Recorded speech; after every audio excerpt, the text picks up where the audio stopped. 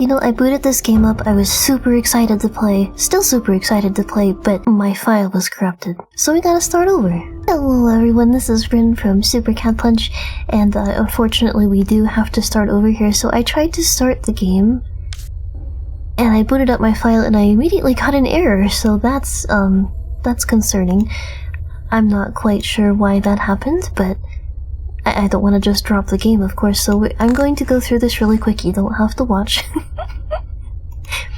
And hopefully we don't get any differences. If we do get any differences, I will be sure to show you those.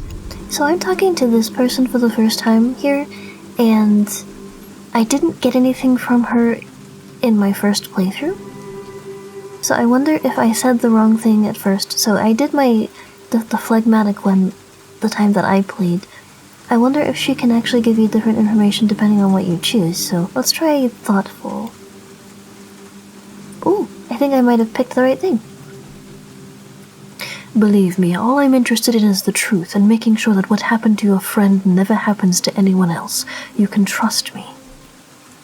Tears welled in her eyes. She blinked them away, leaving lines on her mascara. Take your time.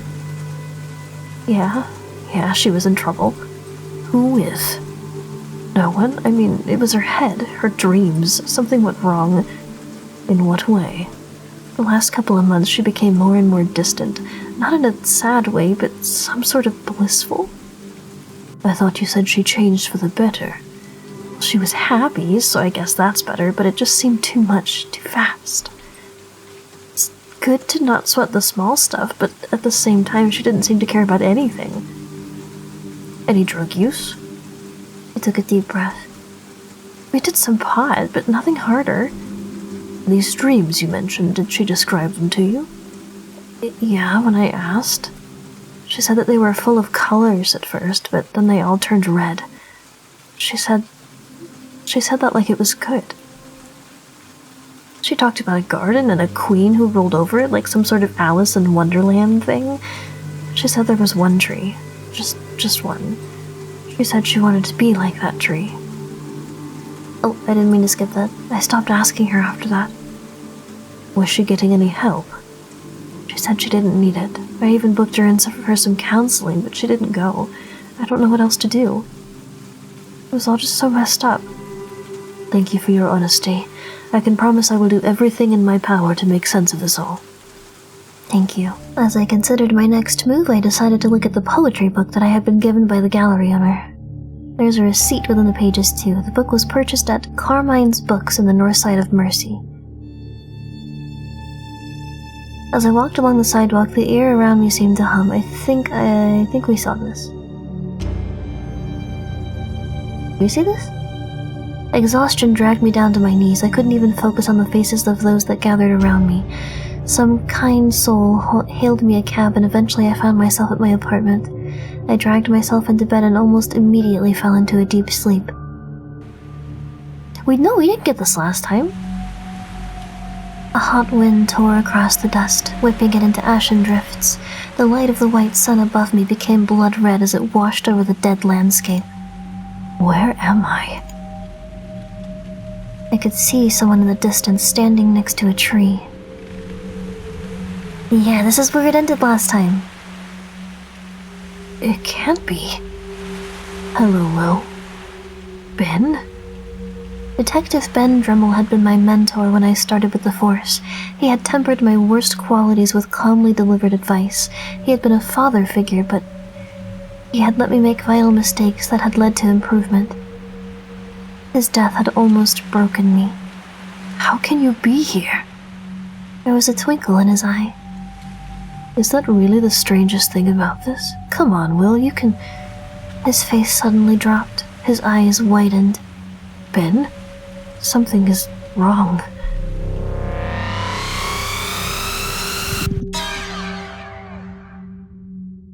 And that's how it ended when I played it last time. The red moved under my hand. I could feel something beyond it, but I couldn't find my way through no matter how much I dug with my fingernails. You don't look so good, buddy.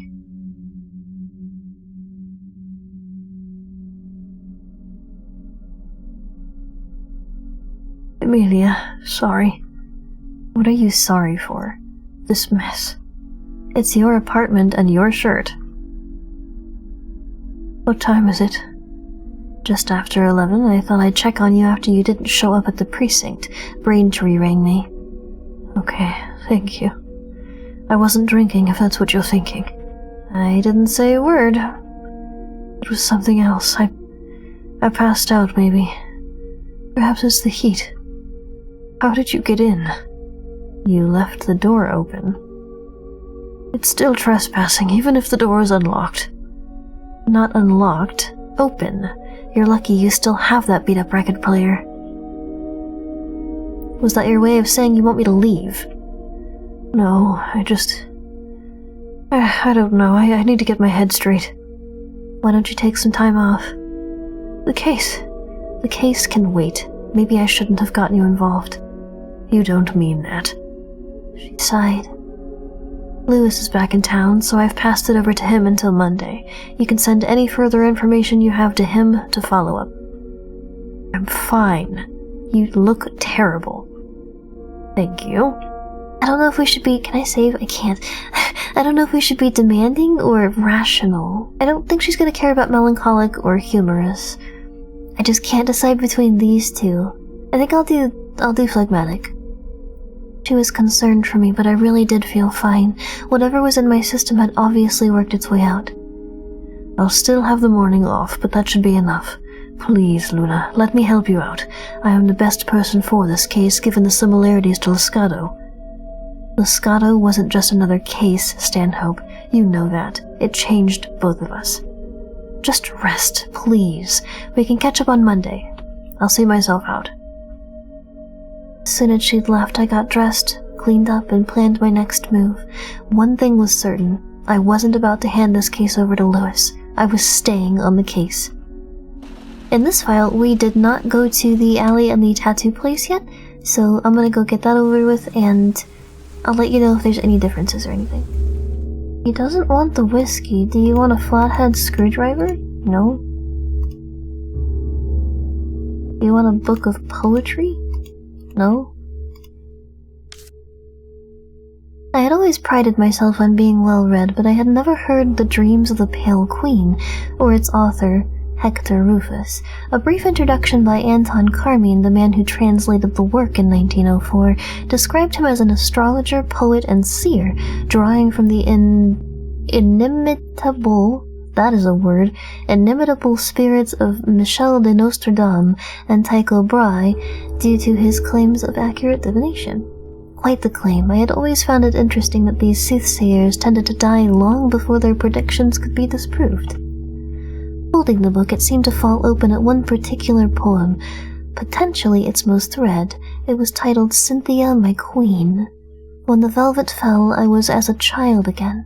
The horizon seemed a knife, cutting me from the material of time and purposing my soul anew. My heart vaulted, drowning in the joy of a new chance, yet tethered to the knowledge that I did not deserve it. She found me there, mewling and naked, and drew me to comfort. Her arms the land, the mountains that surrounded me, her lips the sea that kissed my skin. The roots were severed. Interesting. Alright, well, let me go back to the office and try to, trigger the scene where the other officer wants booze. Hi, Luna. How are you feeling? Better, I think. Take it easy today, Will. You don't want to end up ill again. I'll be careful. You better. You owe me a drink. Speak to you soon.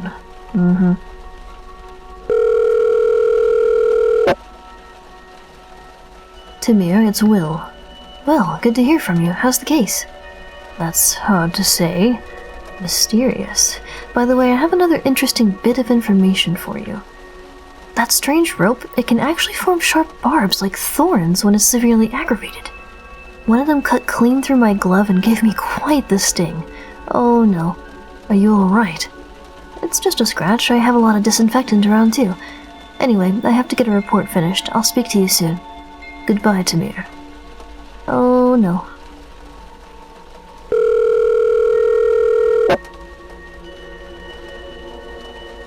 Alright, so I called his daughter.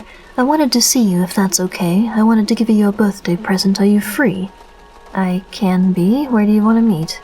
How about the woods? We haven't been there for years. Okay, I could go for that. I could get there in 1 hour if that's okay? That's perfect, thank you. I'll see you soon.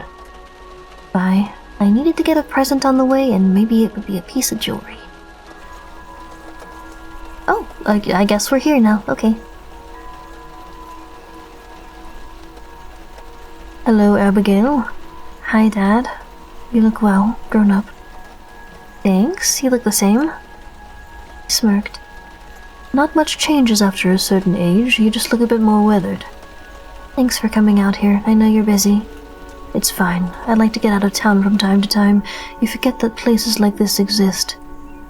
I used to visit this wood a lot with Mom. We used to cook potato salad and bring it out here for a picnic. Potato salad? She laughed, her eyes twinkling. No idea why it was always potato salad, it just became some sort of weird tradition, just me and her. We had to stop a few months before the end. She didn't have the strength. It was me or the cancer.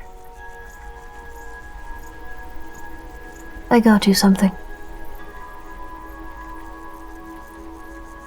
Like I should just shoves it in her pocket immediately. I know that's probably just the animation, but I find that funny. It's not much, and I know it's late. Thank you. Are you going to open it? Oh, she did put it in her pocket. I will, later. I don't see much of you these days. I do worry. There's no need to worry, Dad. I'm fine. I can take care of myself. You could come around a little more, or call. Her face twitched, a flare of anger that was quickly concealed. Do you feel abandoned, Dad? I thought you were pretty busy with your job. Come on, Abby, you know I have time for you. You do now. It's a little bit late, to be honest. Maybe she was trying to hurt me? That seemed petty. I think you need to move on, Abigail. We're both adults. There's no point in dwelling on the past. She gave a hollow laugh. Simple as that, is it? I need to forget everything now that you want me around? You were the one who decided to leave when I was a kid. You!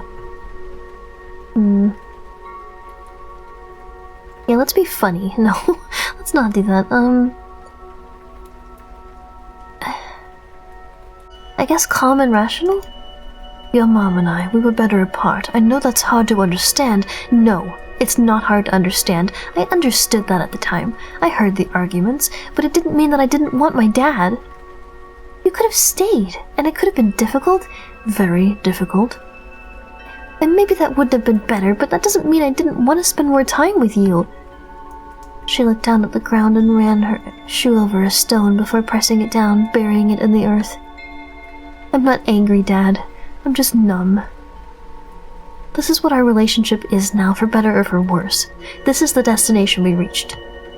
Whatever the reason was, you decided to leave, and this is the result. I have my own life, my own new definition of family with my husband, built on trust and happiness. Oh. I missed that. Make sure you pause and see what happened, because that seemed kind of important there. Abby, I'm sorry you're alone. I am. But do I feel guilty about not seeing you now that you have become as alone as I was? No, I don't. Oh. I refuse to feel guilty. Oh. Dad? I'm sorry, I think I saw... Her eyes lock with mine, the same eyes I saw when she was born, the same eyes I saw when I left. I need to go. I'll see you later, Dad. Did she say those things?